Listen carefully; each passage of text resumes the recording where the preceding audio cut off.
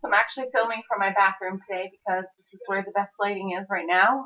So this is going to be the second Q&A, just where I answer questions that people have wrote in to me. And I'm just going to get started right away, and so we can get through the questions. Today I'm going to be answering 3. So the first question was, is my family supportive? And my family is super supportive. My husband's supportive. My sisters and everything supportive. But I have had occasions where maybe an associate or maybe a friend was not so supportive. And what I mean by not supportive is maybe you're out and you're having dinner and you're choosing what you want to have that is within your plan. And that person says, oh, just take off because we're celebrating. Or you don't have to stay on that today. One day is not going to kill you. One day is not going to ruin your diet. Well, for some people, one day can throw them off enough to where they don't get back on. So I don't think it's cool to coax people into going off their plan. It's just not cool.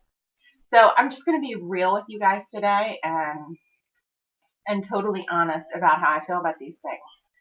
I also had a lady I was talking to, and she said her husband always calls her fat. And when she's eating something, he makes comments, and when she's putting her clothes on, he makes comments, and it's horrible. But as soon as she got on a diet and started losing weight, and he started noticing a change, he started trying to get her to eat stuff like, oh, let's order pizza tonight. Or, oh, come on, have a bite. Just one bite, just one bite. Stuff like that. So when someone's not being supportive, and my answer to why he was doing that to her is because maybe he was jealous. Maybe he was worried of how successful she could actually be.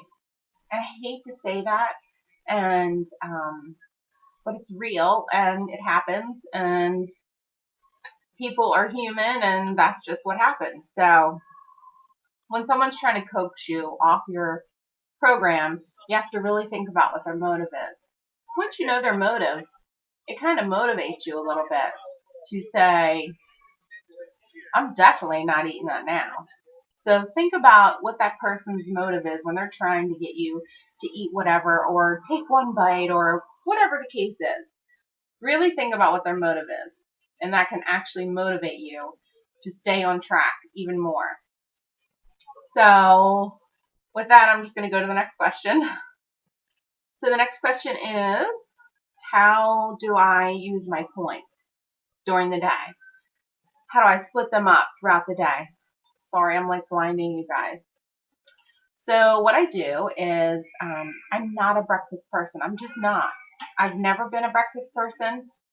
As big as I was, however, whatever weight I am now, I've never been a breakfast person. I love breakfast food, and I will eat it for dinner. But I'm not hungry in the morning. Why am I going to stuff in a bunch of points that I could have at nighttime when I really need them? So what I do is I split my points up. Usually for breakfast, I might have a piece of fruit and a yogurt, or a Vitatop and a piece of fruit. Usually, I can say 2 to 5 points max for breakfast for me. So that's just what I do. If you're the kind of person that wakes up and you're ravenous, then you're going to want to do more. Lunch, again, I usually only use about 6 points, and I save the bulk of my points for dinner and for snacks. That helps me to stay on the plan. Because if I got down to dinner every night and I was left with 5 points, it's not likely I'm going to be able to stick to it. So you have to do what works for you.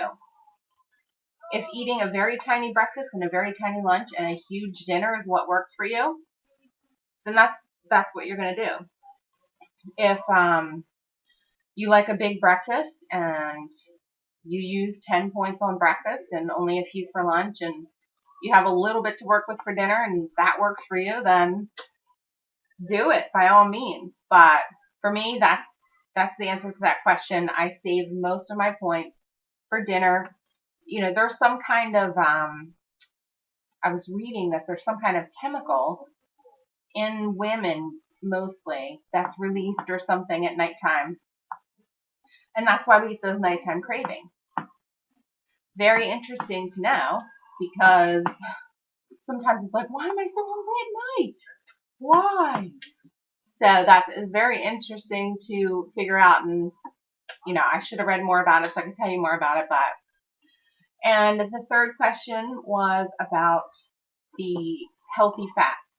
Someone had asked, do I make sure I get in the healthy fats every day? Well, this is my advice for those of you who are just starting out, or maybe you're not used to the program, or maybe you feel overwhelmed with it. And this will be my advice to you. If you have a pack of almonds, like a 100-calorie pack is 3 points. If you have maybe a little bit of olive oil on your salad mixed with vinegar or something like that, those are the good fats.